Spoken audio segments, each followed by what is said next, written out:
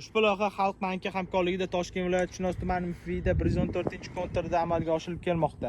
Bu yerda ekilgan sholi ekin maydoni hajmi 17 gektar, uzunligi 650 metr, bo'yiga 349 metr.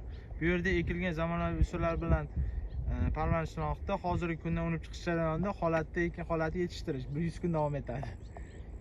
Yetish jarayonida sug'oriladi, tabiiy mineral o'g'itlar bilan oziqlantiriladi. Ushbu loyihamizda dehqon xo'jaligi 32 ta dehqon xo'jaligiga har bir dehqon uchun 50 gektardan 50 sotikdan yer maydoni to'g'ri keladi. Loyihani samarali amalga oshirish uchun kooperatsiya, ya'ni Arabbek dehqon qishloq xo'jaligi ishlab chiqarish korxonasi kooperativi biriktirilgan. Ushbu loyiha bo'yicha har bir gektarga 705 tonnadan jami 75 tonna hosil olish rejalashtirilmoqda.